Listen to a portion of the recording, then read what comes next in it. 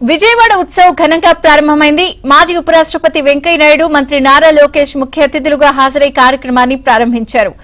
October 2 వరకు విజయవాడ ఉత్సవ్ కొనసాగనుంది. నిన్న మొదటి రోజు కూచిపూడి, భరతనాట్యం, డ్రోన్ షో ఆకట్టుకున్నాయి. ఆహార ప్రియులను ఆకట్టుకునేందుకు 700 ప్రత్యేక స్టాళ్లను ఏర్పాటు చేశారు.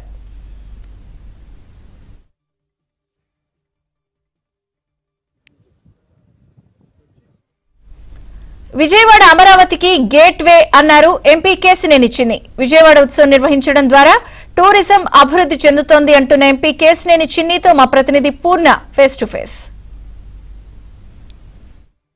వైభవంగా ప్రారంభమైంది. అయితే రేపు ఈ కార్యక్రమానికి భారత ఉపరాష్ట్రపతి రాధాకృష్ణన్ తొలిసారిగా ఇక్కడ రాబోతున్నారు. ఆయన అధికారికంగా అంటే పదవి చేపట్టిన తర్వాత తొలి ప్రోగ్రాం విజయవాడ కావడంతో మొత్తం కూడా అత్యంత ప్రాధాన్యత సంతరించుకుని అన్ని ఏర్పాట్లను ఎంపీ కేశినేని విశ్వనాథ్ దగ్గర నుండి పర్యవేక్షిస్తున్నారు. ఇదే అంశం సంబంధించి మనతో మాట్లాడడానికి ఎంపీ విశ్వనాథ్ మనతో ఉన్నారు. ఆయన అడిగి సరే, ఎలా జరిగింది? నిన్న ఓపెనింగ్ చూస్తే గ్రాండ్ ఓపెనింగ్ జరిగింది. ఇవాళ నుంచి ఎవరెవరు రాబోతున్నారు ఏంటి?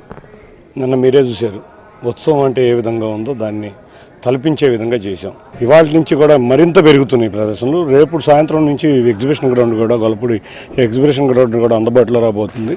గొల్లపూడి ఎగ్జిబిషన్ గ్రౌండ్ రేపు నుంచి సినిమా కార్యక్రమాలు కూడా ఉండబోతున్నాయి. వీటన్నిటికన్నా ముందుగా ఇవాళ మనకి రాష్ట్ర గవర్నర్ గారు రాబోతున్నారు పున్నమి ఘాట్కి. రేపు ఉపరాష్ట్రపతి గారు రాబోతున్నారు. ఇట్లా కేంద్ర మంత్రులు రోజుకొక విశిష్ట అతిథులను తెచ్చుకుని విజయవాడ ఉత్సవ యొక్క వైభవాన్ని దేశ విదేశాల్లో చాటే విధంగా ఈ ఉత్సవం ఉండబోతుంది. ఇంకోటి ప్రధానంగా చూస్తే కనుక చాలా మంది విఐపీస్ కూడా రేపు 24న వస్తున్నారని చెప్తున్నారు. చూస్తే నిజంగా ఉపరాష్ట్రపతి అవ్వగానే మొదటి పర్యటన ఆంధ్రప్రదేశ్లో చేస్తున్నారు. ముందు తిరుపతి వెళ్ళి పద్మావతి అమ్మవారిని దర్శించుకుని అక్కడి నుంచి విజయవాడ వచ్చి కనకదుర్గ అమ్మవారిని దర్శించుకుని విజయవాడ ఉత్సవ్కి అటెండ్ అవుతారు. సాయంత్రం మళ్ళీ తిరుమల వెళ్ళి రాత్రి తిరుమలలో బస్ చేసి ఎల్లుండ తిరుమల వెంకటేశ్వర స్వామి వారిని దర్శించుకుని వెళ్తారు. వారు యాక్చువల్గా తిరుమల ప్రోగ్రాంను మేము చెప్పంగానే విజయవాడలో ఇట్లా చేస్తున్నాం సార్, మాకు ఈవినింగ్ కావాలనగానే తిరుపతి నుంచి ఇక్కడికి వచ్చి తిరుపతి వెళ్ళటం మాకు చాలా ఆనందాన్ని కలిగించింది. తప్పకుండా రేపు చాలామంది విఐపీలు రాబోతున్నారు.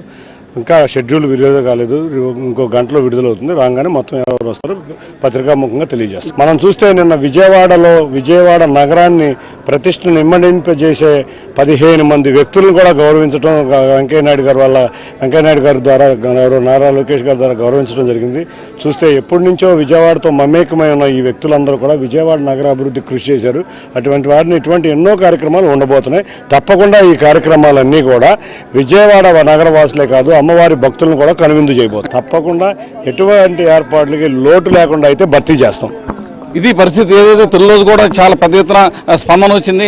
విశిష్ట అతిథులు అయితే ఇక్కడికి వచ్చే అవకాశం ఉన్న నేపథ్యంలో మొత్తం కూడా ప్రత్యేకమైన బందోబస్తు ఏర్పాటు చేస్తున్నట్లు కూడా చెప్పారు. ఎవరికి అంటే సామాన్య ప్రజలకి ఎటువంటి ఇబ్బంది కలగకుండా మొత్తం కూడా ఏర్పాట్లు అయితే చేస్తున్నామని శివనాథ్ చెప్తున్నారు. వీడియో కిషోర్తో పూర్ణ ఏమైనా పున్నమి ఘాట్ నుంచి.